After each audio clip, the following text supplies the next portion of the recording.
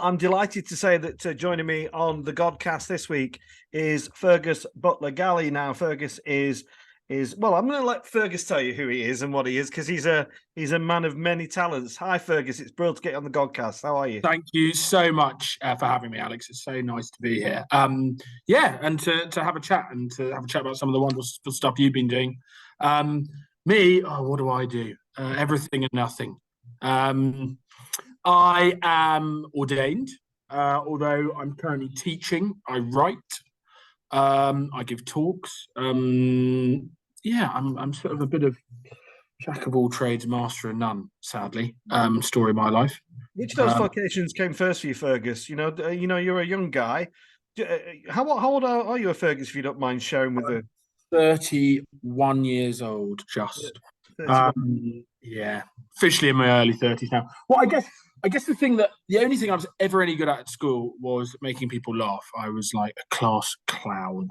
So I suppose some form of, I don't know, performance was always part of who I was. And you'll know that part of being ordained is getting up the front and performing, right? And you try not to make that the main thing. You try and allow some of the mercy of the love of God to shine through that. But fundamentally, you have got to get up in front of people and do things. That's sort of a pretty key part of the gig. So I suppose that stuff came in first. But I was ordained age 26. So I've been ordained now for nearly 6 years now. And I spent most of my ministry in the north of England, in Liverpool.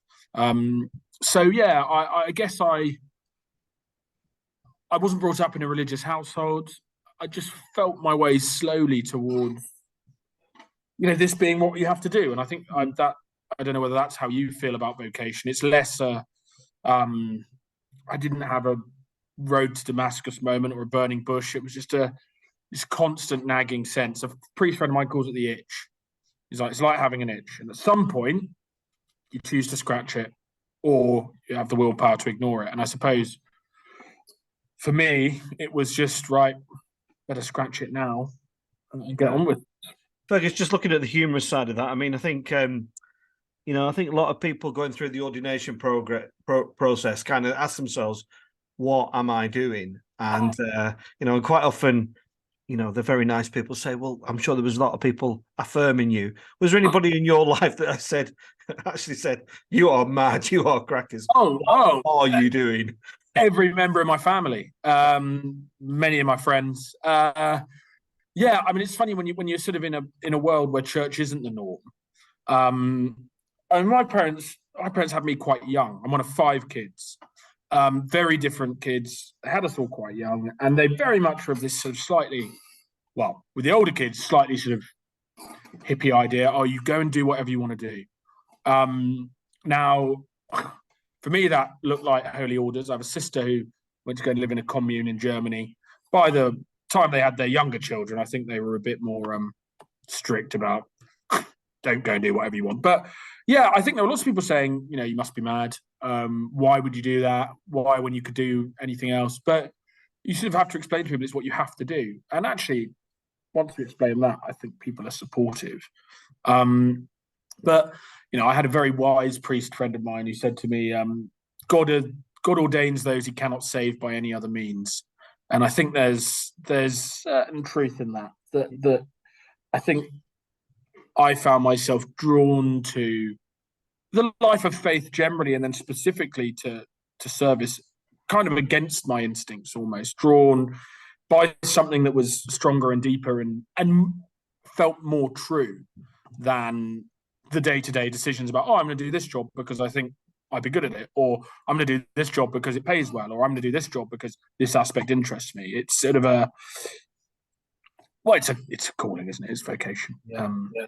And one of the things about my Godcast, Fergus, is I'm really keen for people outside the church to tune in sometimes and get a feel. So for people who don't know, you're pretty well known within the church, but those outside the church, just explain a bit about your priestly ministry. What kind of tradition are you in, and and the context to where you were working in Liverpool? Was it urban ministry? That kind of Well, I mean, what I mostly do now is I write books for downstairs toilets. That's why people kind of are vaguely aware, I think, of me in the church. But yeah, I trained for the priesthood in Cambridge. I then went and taught for a year in South Africa. It's a very different context out in the Eastern Cape, teaching students out there.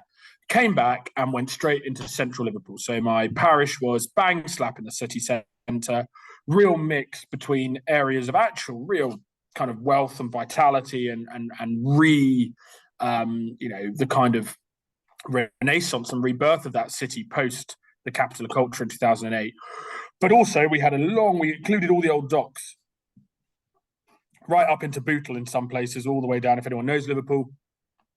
So areas actually of huge deprivation as well. It was an incredibly mixed parish, where you would have, we had, sadly, things like shootings and stabbings and gang-related violence was quite regular.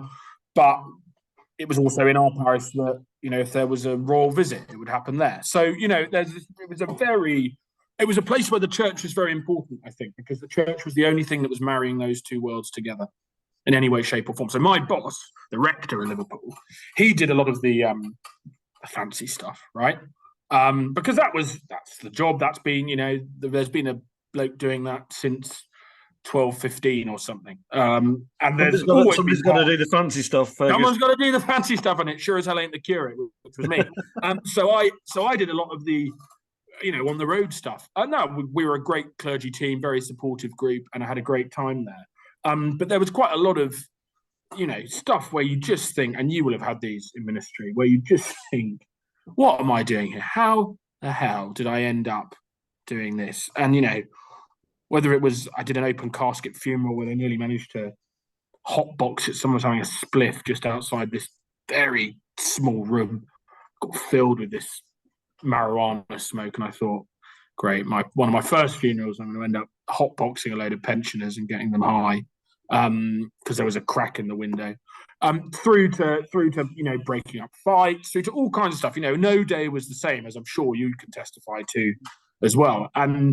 And so, yeah, my ministry there was in a very mixed parish. I'm on the whole, I'm from the kind of more high church tradition. I like, again, having grown up outside the church, it was the weird stuff it did that appealed to me, that interested me.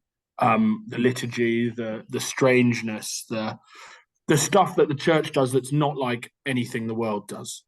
And both socially, in terms of its social gospel, and in terms of its actions, its worship. Those are the two things that drew me into its life, really, I suppose. Yeah. I'm going to ask you to be, what's the word? Christians aren't meant to be kind of braggers or proud about what they achieved. But what were you most satisfied about with your time in Liverpool? What were the things that you remember thinking, I made a bit of a difference to that? Oh, the church there is doing some amazing things. We ran a project with children from the GRT, the Gypsy, Roma and Traveller community, have a large presence in what is really, sub-slum standard housing on the top of the Smithdown Road. Smithdown Road gets quite, those of you know Liverpool, quite fancy down the end with students and stuff, but the top end of it, so you get sort of up kind of Wavertree, Technology Parkway. It's quite grim. There's some really, things that are unchanged really from Victorian times in terms of the housing, and the vast majority of people living in that area are members of the Gypsy, Roma and Traveller community, often wedged in by private landlords into really very poor substandard housing. And we, ecumenical project with local nonconformist churches, working with Roman Catholic churches as well, set up under the leadership of a lady called Sally from the Methodists. Just the most astonishing initiative there, which was aimed specifically at making sure that kids were getting into school, and providing a space whereby they could go after school, where they'd be given further education support, reading, writing, basics like that they weren't able to get at school, food, clothing, etc., etc. And that as an initiative, I mean, hilarious. I did a Maundy Thursday procession sprinkling holy water on these houses, blessing these houses, which were often places that didn't look like materially places of blessing, right? I was there I made sure that I wore the fanciest vestments we had, because I thought that was important, that if we do this for the Lord Mayor or a royal visit, we owe it to these people. So there was me going down this side street in Liverpool with about 100 of these kids, like running, screaming, making as much noise as possible. They have these bowls of holy water, chucking them over each other. It was chaos, but it was, I think tangibly holy chaos. But I think the thing I was most satisfied with were the relationships. I think fundamentally Christianity is about relationship. It's relational. We have a God who seeks to enter relationship through incarnation, through death, and through resurrection. And so for me, my ministry, I've always tried to put relationship at the core. And what I'm proudest of, I think, is when that went right, when I built friendships with people that I still have to this day, and actually a relationship with that place, with that city, which I wasn't born in, I didn't have any link to, and yet has become a place that's very dear to me and remains so. Yeah. And just talking about relationships, Fergus, and with your journalistic head on, and we'll talk about the Fence magazine in a minute, but today the Church of England has announced its guidelines going forward in terms of living in love and faith. It's not my platform to talk about my views, but what do you make of it all, my friend? When the Church of England, like any Christian church, it is the guardian of what we hold to be the greatest story ever told. A story that I believe changes lives and brings light where there is darkness, faith where there is doubt, hope where there is despair, etc., all that stuff from St. Francis. How is it that the news people hear about the Church of England is invariably bad?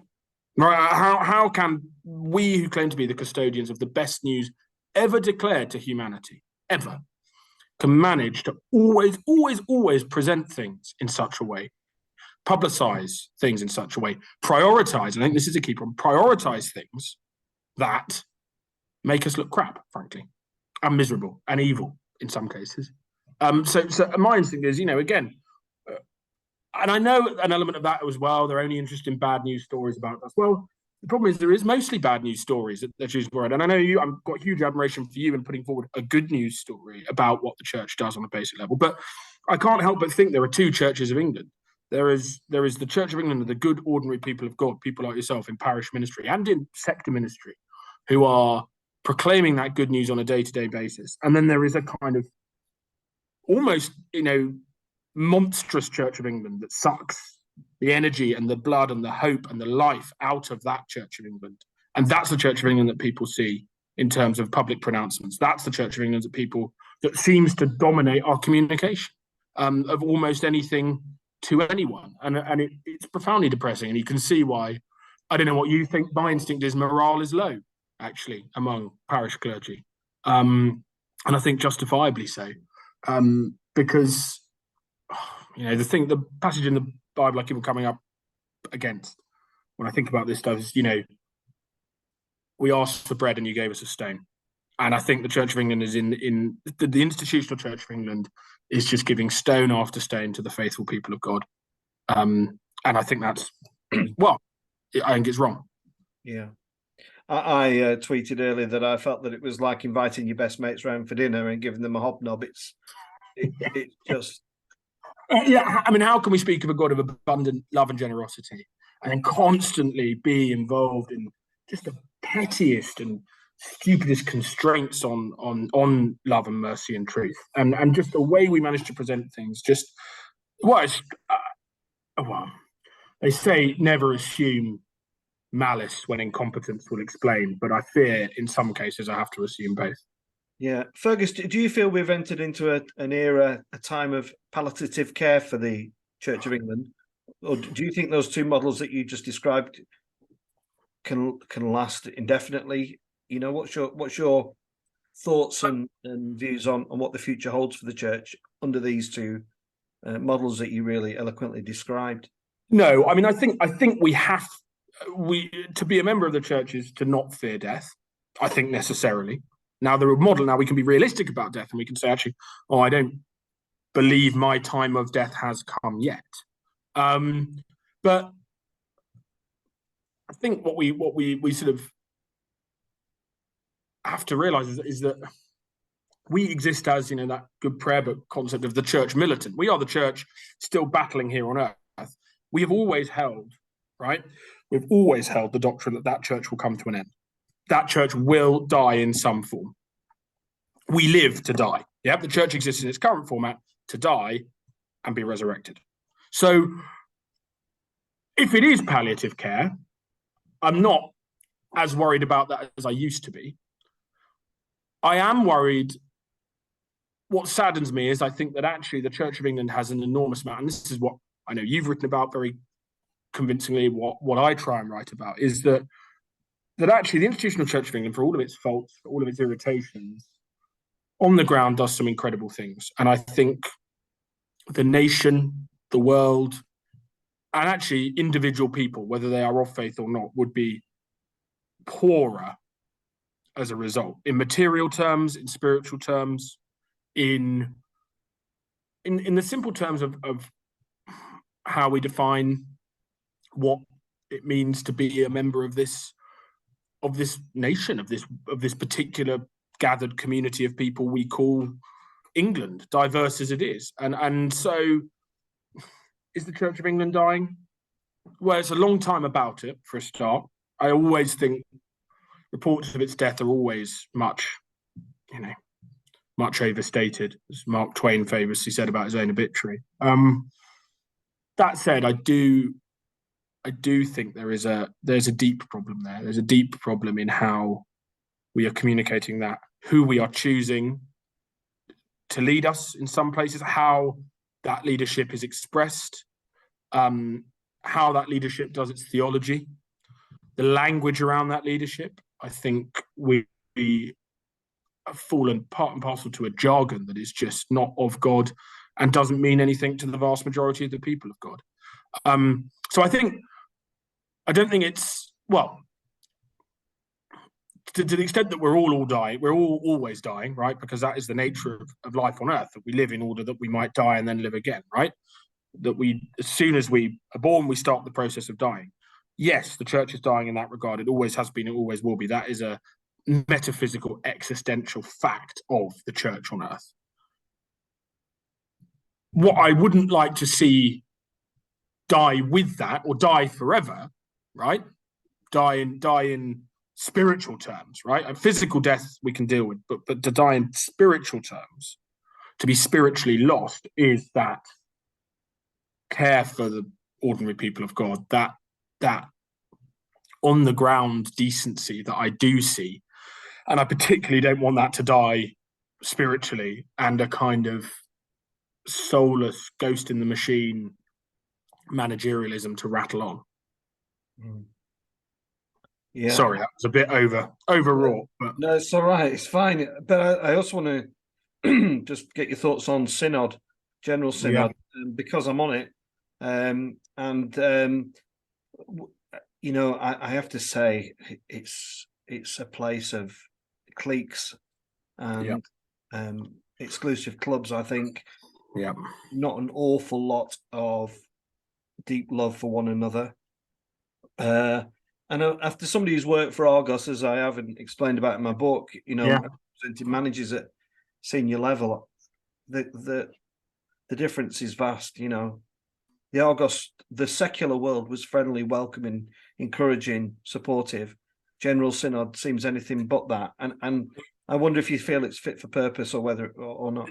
No, I mean, I've always said that I've always joked that I have a group of friends who should have a contract taken out on my life if I ever end up on General Synod, because it would be a kind of mercy killing. So, but I am hugely grateful to those of you, particularly those of you, as you say, who are not involved in any kind of clique or party or whatever, who are standing and putting voices there, because it's a ministry I would not be capable of, particularly not capable of maintaining any even recognizable standard of Christian charity, which I get, stretched from at the best of times. Yeah, look, I'm working in a secular context now, and the difference is astonishing. And to feel valued I think that is my main gripe. And I think that Synod just washes that lack of value that we have for our fellow Christians in public. That absolute, almost pathological inability to see Christ in people, despite the fact that is what we state that we do every single day. And to then have that writ large, to have that projected out as the public image seems to me to be just bad. Now, I know there is something about the resurrection body still carrying wounds. I know there's something about being candid and honest and decent about those areas where we disagree, right? And the fact that there are things which I disagree with some people on, where I'm never going to convince them, they're never going to convince me, but we can focus on a deeper unity, which is found at the foot of the cross. The problem is I don't see much preaching of the cross. I don't see much grounding of identity in the cross. I don't see much grounding of who we are in the cross and the empty tomb, in the person of Jesus. If I had my way, Synod would meet twice a year and they would spend the entire thing in silent meditation before the crucifix, before the cross of Christ, and then go out and act accordingly. Because for me, that has to be the pivot around which we're doing things, not standing orders, not the kind of small-minded pettiness of managerialism. As you say, the secular world does this better than us. That's what's so frustrating, is that there is more decency found in, a regional manager of a small business than there is in an archdeacon, and I think that is a problem. And when that is, as I say, when that aspect of us is paraded so publicly, it's profoundly depressing. So, do I think it's fit for purpose? No. I think you've made that very clear. Sorry, I've never been known for beating around the bush. I totally agree, Fergus. So let's move on to the secular world and the Fence magazine. Tell our listeners about that. You supported us in Burnley so beautifully, and the money that you raised for our community has been spent beautifully, I think, and I'll be eternally grateful for that. But tell our listeners and viewers about your connection and the whole idea of the Fence magazine, Fergus. So the Fence is a relatively new. I mean, only been going now for 4 years or so, 3 years. New kind of magazine. It publishes satirical pieces, investigative journalism, deep dives, deep long reads, as we might call them, and bits of nonsense as well. And my main role, I have to say, is on the nonsense end of things, rather than the deep dives and the investigative journalism. My main job is to put in jokes, successfully or otherwise. So it's a publication. It's based in London, offices in Soho, trying to get a range of writers from across the UK. And the basic remit is to publish stuff that wouldn't get published anywhere else. Where there isn't either the scope of the idea is too big for a national newspaper, for instance, because they're looking at quick turnaround, or it's too specialised, or it's not specialised enough for a specialist publication. Or it's a bit tongue in cheek. It's been described as various things, sort of, millennial private eye. Viz magazine described us as the 5th best magazine in Britain, because they describe themselves as the 4th. I think, I have the role of editor at large. So one of my jobs is to go out and to make sure that the Fence isn't stuck by the London bubble, really. And the editor, Charlie, spoke to me back at Christmas 2020, when just around the time that very moving BBC report came from Burnley. And I'd actually been, I know Burnley relatively well. I came up and forth quite a lot when I was in Liverpool. I had links to the Diocese of Blackburn. I sort of had some contacts with Bishop Philip, etc. This is where, as I say, normally my job there is to write jokes. The editor got in touch with me with my kind of clerical hat on and said, look, we're really aware of this. We don't know whether people are as aware as they should be. What can we do? And I said, well, look, there are 2 practical things. One is raising awareness so that people know, because I'm sure you will, I know you write very movingly, you've spoken very movingly about, I think a lot of people just don't realise what the reality is. I saw this in North Liverpool seen it on visits to towns across Lancashire, and across the country, really, because it can happen anywhere. The 2 paychecks or the no paychecks or the 2 payments away, the kind of the closeness to which some people are to the precipice of their lives collapsing. So I said, firstly, you can raise awareness, but secondly, we have subscribers who are, by the nature of the fact they're subscribing to a satirical magazine, have a degree of disposable income. Some of them not very much, but it's near Christmas.